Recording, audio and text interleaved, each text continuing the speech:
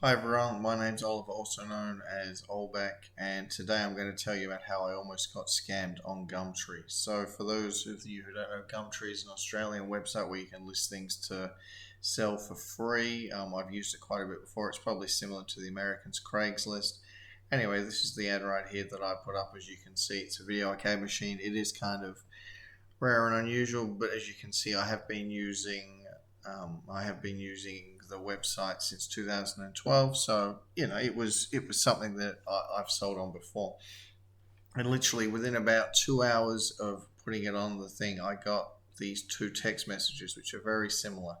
Hi seller, Barry would like to know if this item is available for sale. Please get back to me via. And then another one came up, and I was like, okay, maybe it's how Gumtree sends out an automated thing. So I went and I checked on the Gumtree website, and there wasn't any information from it. And I thought, well, that's a bit unusual because nearly always they have to go through here, they have to send a message that way.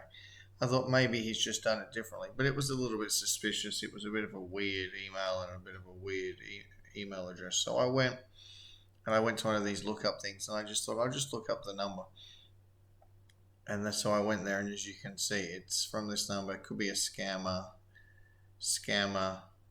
and it was a scammer. And I was like, well, okay, maybe it is a scammer, but I've got nothing to lose. So I went and sent the guy an email, very simple email to start. Just said, hey, hi Barry, yes it is available. I listed it 2 hours ago.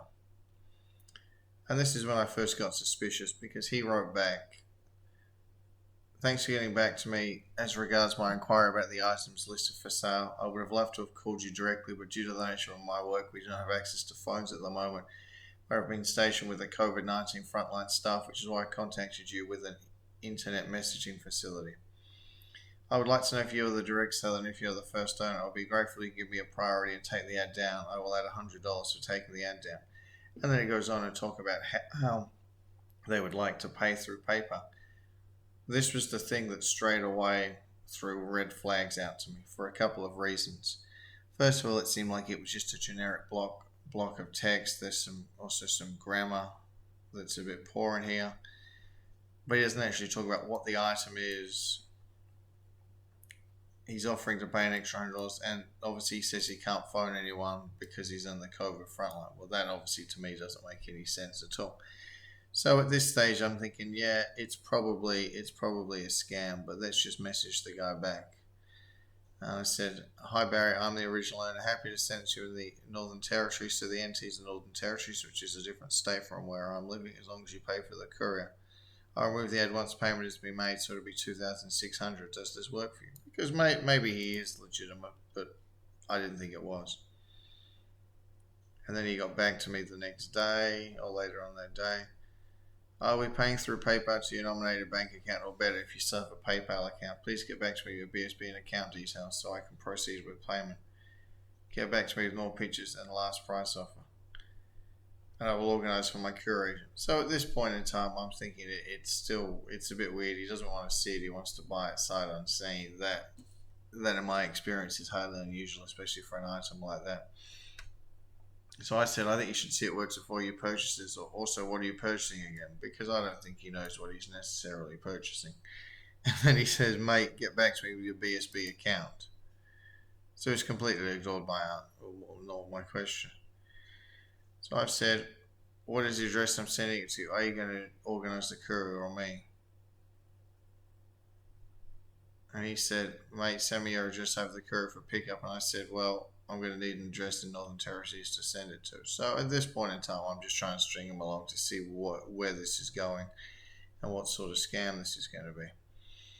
So I'm like, okay, let's see if I can just send him. So I set up I sent him some fake account details. So I decided to call myself Stephen Charles Anthony Miller to see if he was paying any attention, because the initials for that are scam. And then I put down a fake BSB and a fake account number. And then I said, once you send it to me, I'll organise for payment. And he said, I'll transfer it shortly. And I said, great, can I see a receipt for this, please? To which he then wrote back, mate, are you there? So I was a bit confused by that. And I said, yep, still here, but I haven't got the money yet. then at this point in time, I thought I was in trouble because he basically said, "This isn't a real, this isn't a real bank account." And I was like, "Oh, maybe he's onto me." So I looked up a real bank account and put in a real BSB, but kept the same fake account number. He said, "What name is it again?" So I went and told him it was the same name. He then asked me how many of you own the market. So I was confused. So I think at this point in time, he was still fishing. And by the way, most of these replies, as you can see, are pretty quick. So he's obviously on the phone scamming, on the email scamming. Then I get what I think is the first part of where the scam's going to go. He's saying that he's upgraded his PayPal account to business merchant so I can transfer it. And if you read that, that's a bit suspicious. Then he sent me a receipt of the payment. So I'll go up and I'll send you that. I'll show you that. Because I asked for a receipt. So this is the receipt he sent me. Now be aware, this is obviously not a real, this obviously isn't a real email address. So as you can see, hello Stephen Charles Anthony Miller. So obviously this is all made up. In assistance efforts, we have sent you this amount of money. However, you need to send a pickup fee to a Steam gift wallet card. So what they have done here is this is a refund scam. So what they want to do is they want you to pay some money up front because the amount of money is pending. Now obviously this is completely fake. It's a fake email from PayPal. It doesn't exist. The PayPal address doesn't exist. So they're trying to get $300 in. And interestingly enough, they want a Steam wallet gift card, which I thought was a bit interesting. So I thought that was a bit interesting. And then he sent me the same thing again, saying there's $3,000, but you have to pay a $300 pickup fee. And then you'll get that back.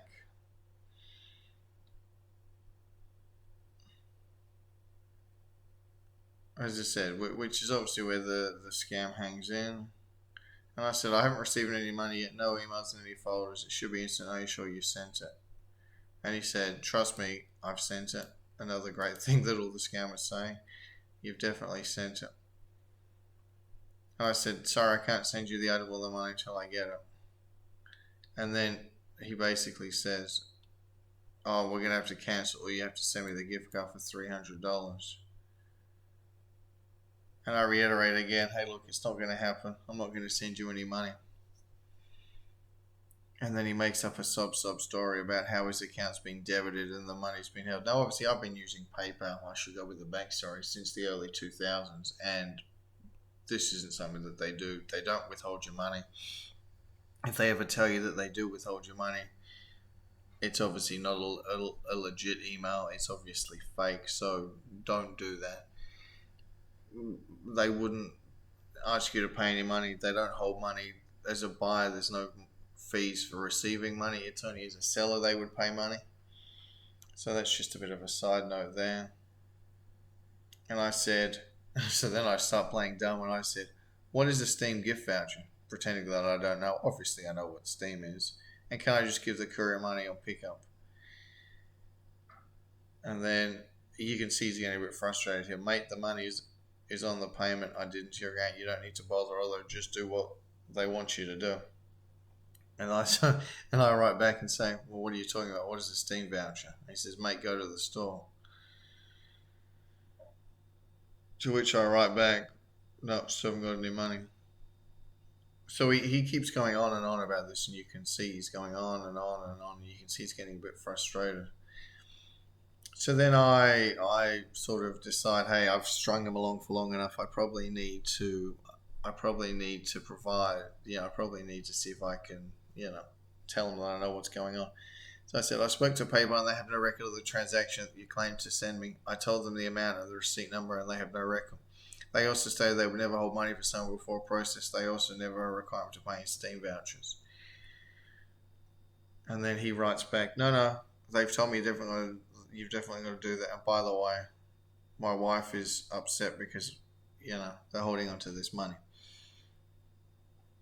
So that was it, and unfortunately, I never heard back from him after that, which was really disappointing because I wanted to see if I could spring the trap and tell him a bit more information. So yeah, unfortunately, that was the end of it. After that, he never got back to me again.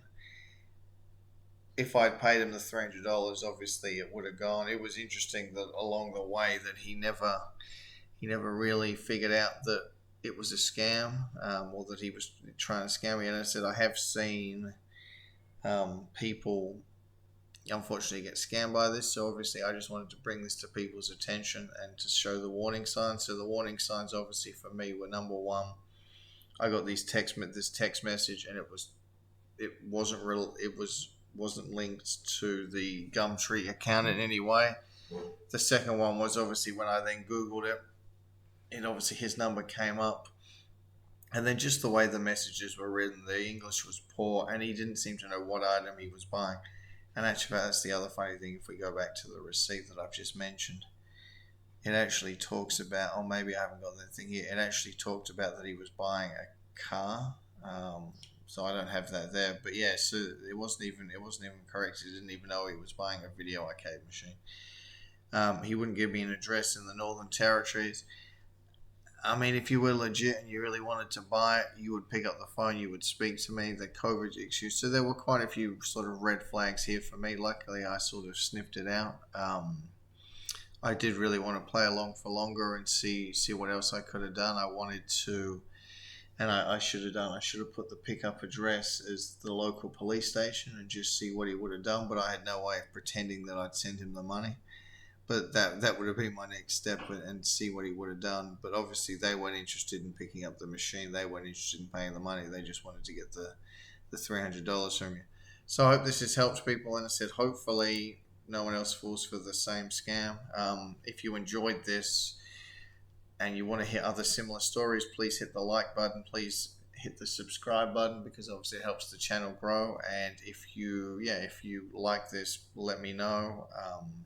And obviously leave a comment below if you've experienced any sort of similar scams. I would be very interested to know. Okay, thank you. Bye.